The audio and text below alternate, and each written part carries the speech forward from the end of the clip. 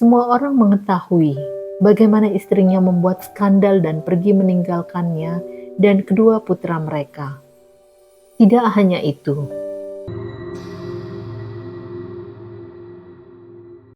halo, Shalom, sahabat The Quiz. Kali ini kita akan mengupas tentang Hosea. Ada 5 pertanyaan seputar Hosea dan bagaimana Tuhan beracara di dalam keluarga Hosea, memakainya sebagai gambaran tentang kesetiaan Tuhan terhadap umat pilihannya Israel. Apakah yang kita bisa pelajari dari hal itu? Jangan lewatkan juga kisahnya setelah kuis ini. Tanpa berlama-lama, yuk kita masuk ke dalam kuisnya. 1. Siapakah ayah dari Hosea, seorang nabi yang dicatat di dalam Alkitab? A. Amos. B. Beri. C. Askenaz. D. Difat. Siapkan jawabanmu. Jawabannya B. Beri. Hosea 1 ayat 1. Firman Tuhan yang datang kepada Hosea bin Beri pada zaman Usia, Yotam, Ahaz dan Hizkia, raja-raja Yehuda, dan pada zaman Yerobeam bin Yoas, raja Israel. 2. Siapakah Gomer yang dinikahi oleh Hosea? A. Seorang anak petani. B. Pengusaha kain ungu. C. Seorang perempuan sundal. D. Seorang nabiah. Siapkan jawabanmu. Jawabannya C. Seorang perempuan sundal. Hosea 1 ayat 2. Ketika Tuhan mulai berbicara dengan perantaraan Hosea, berfirmanlah ia kepada Hosea, "Pergilah, kawinilah seorang perempuan sundal dan peranakkanlah anak-anak sundal, karena negeri ini bersundal hebat dengan membelakangi Tuhan." 3. Siapa nama anak dari Gomer yang menggambarkan bahwa Tuhan tidak akan menyayangi lagi kaum Israel dan sama sekali tidak mengampuni mereka? A. Yisrael. B. Lo-ruhama. C. Lo-ami.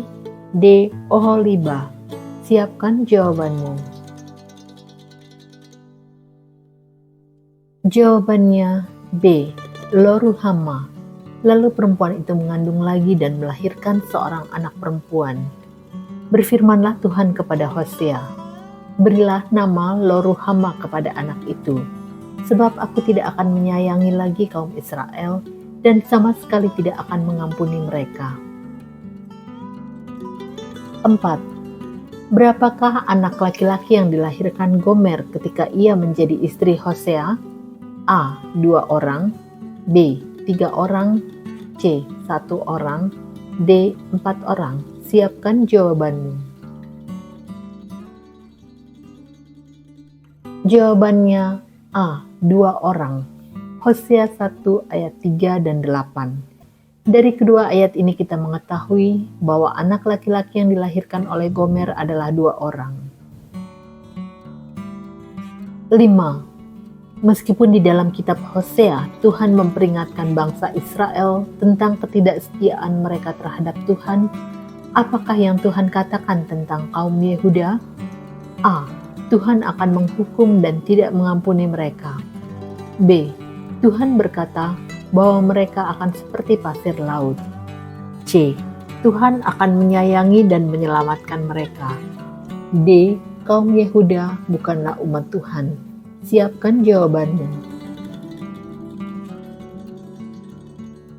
Jawabannya C. Tuhan akan menyayangi dan menyelamatkan mereka. Hosea 1 ayat 7.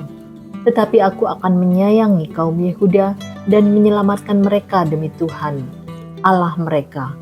Aku akan menyelamatkan mereka bukan dengan panah atau pedang, dengan alat perang atau dengan kuda dan orang-orang berkuda.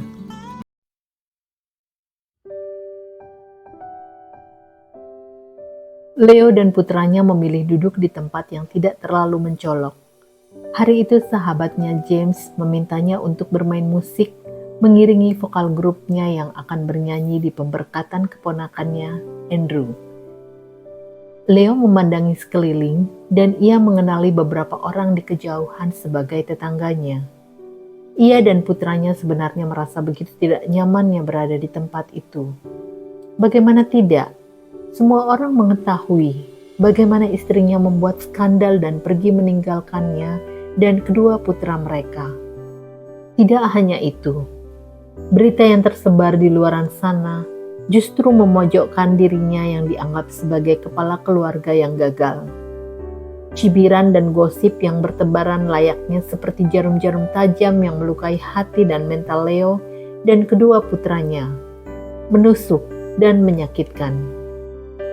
Saat MC memanggil James dan grupnya untuk maju dan bernyanyi, semua mata menatap tajam ke arah mereka. Leo yang tadinya berlindung di kerumunan orang banyak, tersembunyi, saat itu malah menjadi pusat perhatian. Beberapa orang yang dikenalnya terlihat saling berbisik setelah melihatnya ada di podium. Dan saat itu, setiap detik terasa begitu lambat berjalan bagi Leo. Tepat setelah selesai mengiringi, ayah dan putranya itu segera berpamitan kepada James. Mereka tidak ingin berlama-lama berada di tempat itu dan meminta maaf karena tidak bisa mengikuti resepsi dan acara selanjutnya. Tentu saja James ingin lebih lama lagi bercengkrama dengan sahabatnya tersebut. Tetapi Leo memaksa bahwa mereka berdua harus secepatnya pergi dari tempat itu. Walaupun di dalam hati kecilnya, ia memaafkan orang-orang banyak itu. Namun seringkali dia berbisik dan berdoa, "Tuhan, berikan aku kekuatan untuk melewati semua ini." Orang-orang itu bertindak layaknya hakim yang sungguh tidak peduli apa yang dialami keluarga kecil Leo. Tanpa gosip dan omongan yang tajam yang berseliweran di sana, keluarga ini pun sudah dalam keadaan terpuruk. Tak sadarkah mereka akan penghakiman yang mereka lakukan? Keluarga ini menjadi korban, bahkan di tengah-tengah komunitas yang mengaku bahwa mereka adalah anak-anak Allah, yang seharusnya membawa damai di tengah-tengah dunia yang sudah rusak ini. Apa yang dialami Leo juga dirasakan oleh Hosea, seorang nabi Tuhan yang diceritakan di dalam Alkitab. Saat Tuhan memerintahkannya untuk mengawini seorang perempuan sundal sebagai gambaran kesetiaan Tuhan kepada bangsa Israel yang berulang kali berlaku tidak setia kepadanya. Tentu saja perintah Tuhan yang satu ini baginya adalah sesuatu yang tampaknya mustahil bakal ia lakukan. Hosea tahu benar siapa itu Gomer dan bagaimana reputasinya. Dia adalah seorang perempuan sundal, seorang perempuan yang suka mengejar para pria dan hidup dari uang mereka. Dan benar saja, di tengah perjalanan pernikahannya, Gomer berlaku tidak setia dan meninggalkannya. Ketika ia menikahi Gomer, entah berapa banyak sindiran yang ia dengar, berapa banyak cemoohan dan hujatan yang ia telan. Jabatan yang ia sandang sebagai nabi Tuhan, hamba Tuhan, dipertanyakan banyak orang. Reputasinya hancur berkeping. Akankah orang mempercayainya jika ia berkata bahwa inilah yang Tuhan ingin ia lakukan? Ia diperintahkan Tuhan untuk menikahi Gomer. Jika saja Hosea tidak mengenal Allahnya secara pribadi dan mengetahui karakter Tuhannya, sudah pasti ia akan menolak perintahnya. Seringkali kita pun di dalam perjalanan hidup, kita mendapati hal-hal yang tidak kita harapkan terjadi di dalamnya. Kadangkala kita bertanya, apa yang Tuhan inginkan dengan kejadian-kejadian yang Tuhan izinkan terjadi dan mempengaruhi seluruh aspek kehidupan kita? Kehidupan anak-anak kita, orang tua, bahkan orang-orang yang kita kasihi. Apakah kejadian buruk yang kita alami adalah semata-mata karena Tuhan kita tidak peduli? Apakah Dia tidak tahu hal itu akan berdampak buruk bagi hidup kita? Apakah Dia benar-benar egois dan tidak mempedulikan hati kita? Tuhan sangat mengenal siapa kita. Jika Dia mengizinkan sesuatu terjadi, dan jika kita mengizinkan Tuhan bekerja melalui hidup kita, Ia akan memberikan kita kekuatan untuk merespon sesuai dengan apa yang Ia inginkan. Semua bukanlah tentang kita, bukan tentang reputasi kita, bukan tentang siapa kita. Semua adalah tentang Dia, Allah yang penuh kasih.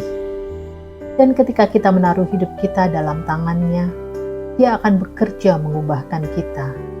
Hingga pada suatu titik, ketika kita melihat ke belakang, kita akan kagum bagaimana Tuhan telah memperbaharui hidup kita sedemikian rupa. Kasih-Nya memancar melalui hidup kita. Orang akan mengenalnya melalui anak-anaknya yang dikasihinya.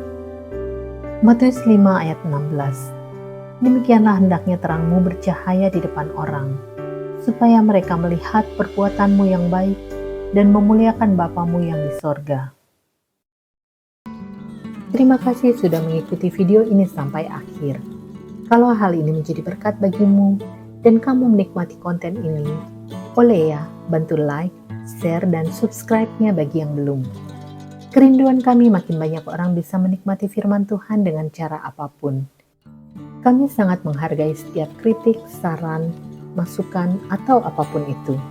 Tinggalkan semua itu di kolom komentar. Sampai jumpa di video berikutnya. Tuhan Yesus memberkati.